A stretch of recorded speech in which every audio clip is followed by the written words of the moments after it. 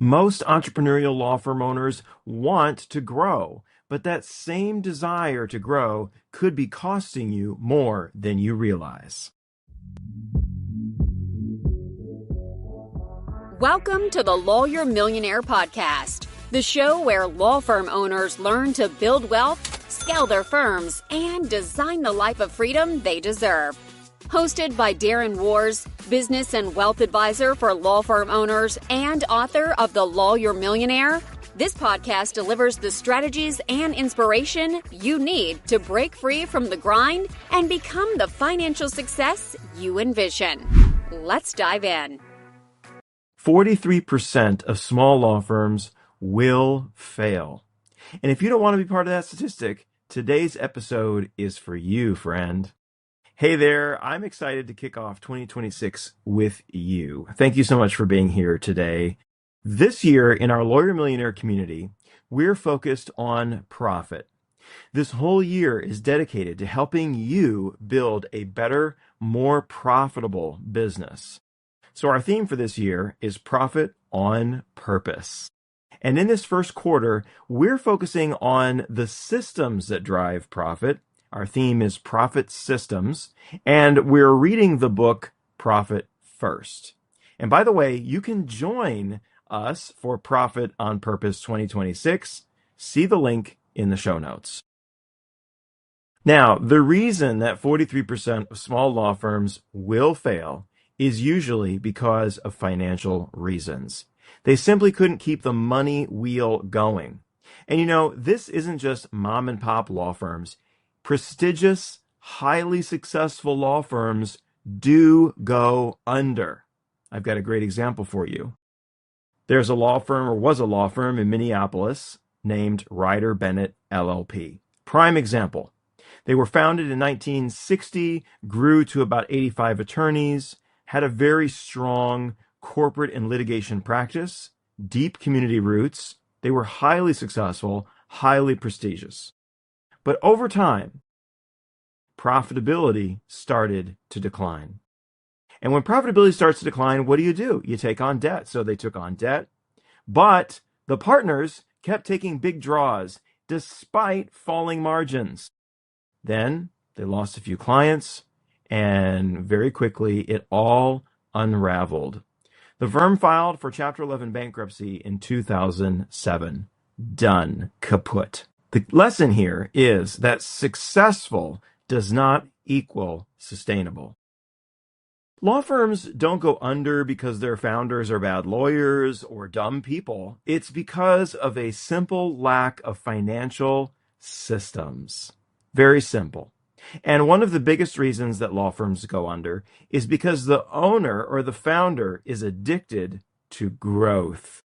And that addiction to growth is that it is competing or is contributing to a lack of financial systems. So this addiction to growth, grow, grow, grow, grow, grow, grow. It's the rally cry of every entrepreneur, every business owner, and certainly every law firm coaching agency. I'm sure you've heard the spiel. You need to be 10xing your business. You need to be growing faster. You have so much opportunity. Grow. But to what end? And what are you really chasing? What do you really want more of? There's a lot that's at stake here. And what's at stake is a lot more than just the success of your firm. It's your sustainability. It's stability for yourself, for your employees.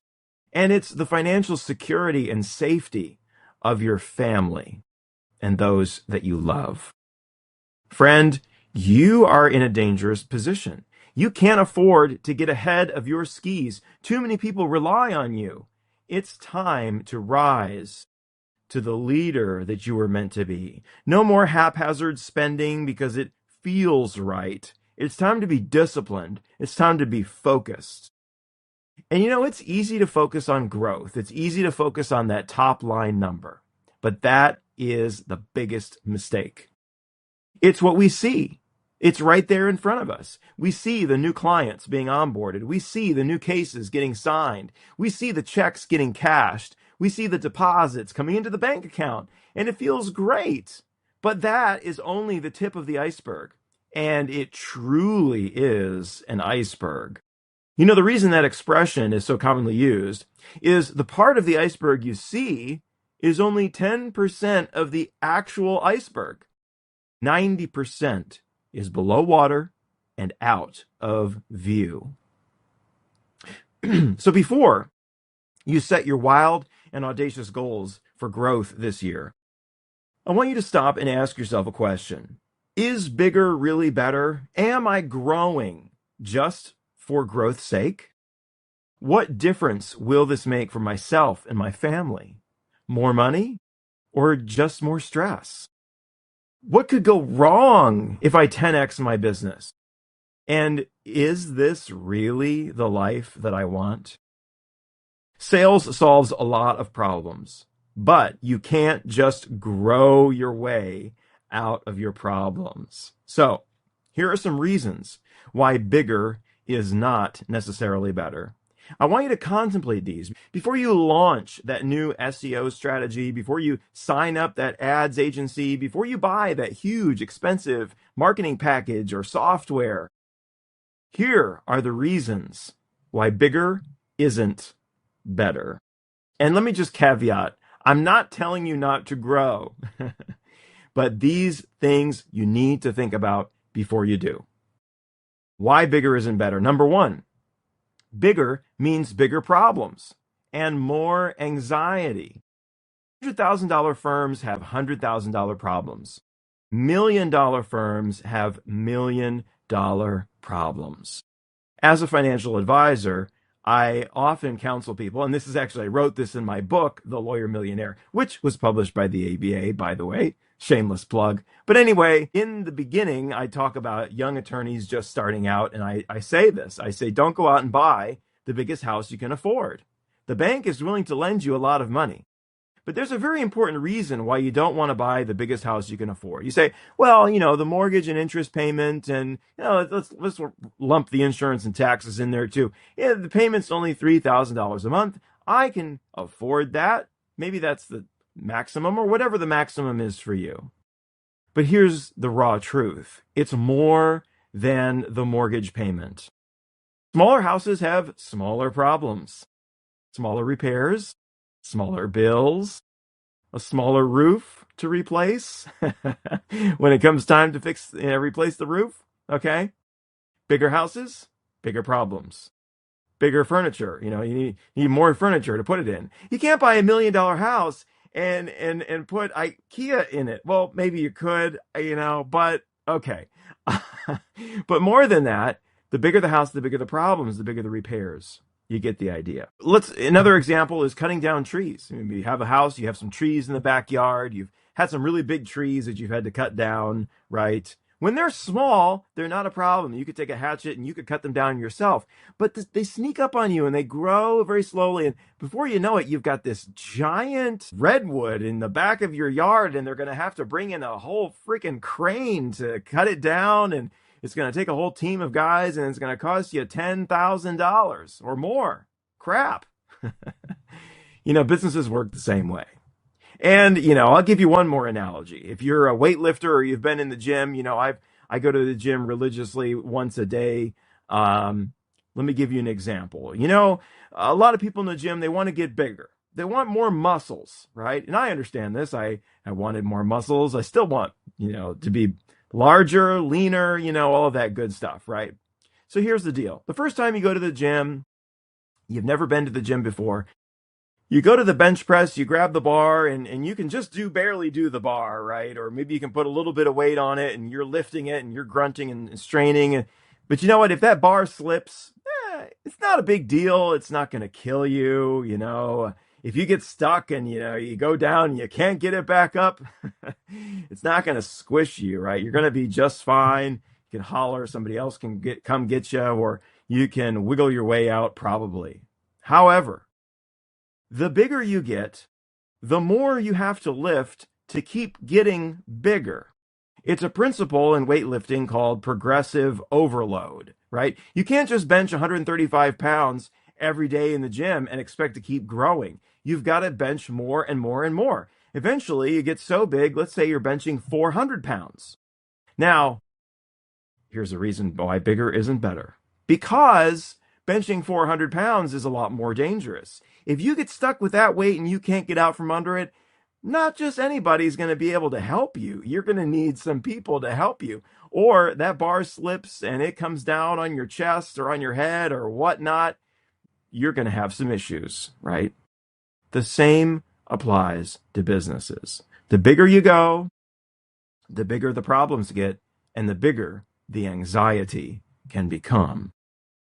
Number 2, bigger means bigger expenses and a bigger need for consistency.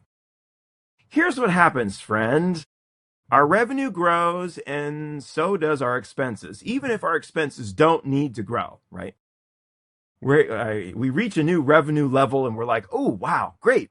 This is the new normal. We've hit a new plateau, right? We're at $1 million a year in revenue or 10 million or whatever it is. We know what? We deserve a better office. And everybody's getting a raise, by the way. Oh, and that fancy software. Yeah, let's do it. And we're all going to take a, business retreat to Puerto Rico. Well, then reality comes. Without consistency, drought periods can cause major, major problems because your expenses have grown, so has your income. So now you need that income to be consistent in order to maintain the new level of expenses that you have signed yourself up for. When you're a small firm, marketing is optional. You can pause your ads when cash is tight. Not going to be a big problem. You probably, hopefully, rely pretty much on repeat customers and referrals, which, by the way, is the best source of growth. Everybody wants to run out and sign up for Google ads, but okay, that's another rant. Okay, when you're small, marketing is not a big expense. It's not a huge deal. You could pause it, right? There are other ways to find clients. You can go out and hustle. The big guys have huge ad budgets. There are several national personal injury law firms. You probably know them. They will remain nameless. You see them on billboards everywhere. It's expensive to have those billboards. You see them on TV. You hear them on radio. There was a guy in Cincinnati, Blake Maislin. He grew his business so fast, and hats off to him, right? But in order to do that, he was everywhere. He was on every radio station. He was flooding the airwaves. And guess what? It takes a lot of capital to do that. And the big guys have to do that. They have to spend thousands of dollars each month to keep the lights on, to cover the overhead, to meet payroll, to keep the cash wheel turning. A small stream that floods is an inconvenience. A big river that floods is a nightmare. The bigger you go, the bigger the problems. Getting that $100 million settlement feels great, right? But before you go out and say, oh, this is the new normal, we're going to get one of these every year, hold up. Because doing that consistently, that is tough as heck. So, bigger means bigger expenses. We've got to be aware of that. And a greater need for consistency. And that's where the problem develops. Number 3, bigger doesn't guarantee bigger profits. I'm sure you've heard the stories time and time again of athletes and superstars who have gone broke. Athletes go broke all the time. They're making millions of dollars a year. Or, let's not pick on athletes too much, lottery winners. Lottery winners who spend everything and end up worse off than they were before. Meanwhile, little grandma and grandpa down the street, retired millionaires, barely making $100,000 a year. It's not how much money you make, it's how much money you keep. And small can be a huge advantage. But I'm not here to say don't grow. I'm just here to help you have some awareness around the realities of growth. By all means, do grow. Achieve those big goals, but understand why you're doing it. And most importantly, Get financially healthy before you do it. Before you plow into that new strategy that's going to get you all kinds of new clients, get your systems and your financial house in order first. Don't grow to solve your problems. Most business owners try to grow their way out of their problems, and that's a mistake. That's a really big mistake. Sales can solve a lot of problems, but you can't grow your way out of your problems. That's much like, trying to propose to your significant other, ask them to marry you to fix the relationship. That is a recipe for disaster. Fast growth can actually be your demise. Massive growth without financial health will kill your company and may seriously harm you and those you care about. Why do you really want a bigger business? Ask yourself this question first. I see law firm owners making millions of dollars a year in personal profit who want to grow.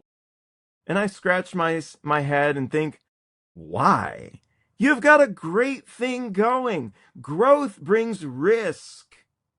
And then when they do go to grow, they find that their profit margins shrink. Why? I'm convinced that there is a sweet spot in terms of law firm size, an inflection point at which profitability is optimal. In the financial world, we call this the efficient frontier. It's where risk and reward are optimized. I think there's a risk and reward optimal relationship in business also. There's an inflection point at which profitability and size is optimal. Before you get to that point, you're not taking home as much. And after you reach that point, you're starting to sabotage yourself and your own profitability. That inflection point may be different for everybody and every different kind of business and different industries. Yours will find you. The perfect size for your business will find you as a result of strong financial discipline, exceptional client service, and outstanding business leadership. Because we have to be leaders in our businesses. So, friend, here's the one thing for this week. The one thing that I want you to do. Reflect on your growth goals and ask yourself, why do I really want this? And do I really want this? Get clear on that first, and all else will follow. Here at the Lawyer Millionaire, we're not your typical advisors. We're not going to cheer on every business decision, pump you up full of hot air. Yeah, that's a great idea. We're going to challenge you. We're going to give you the truth.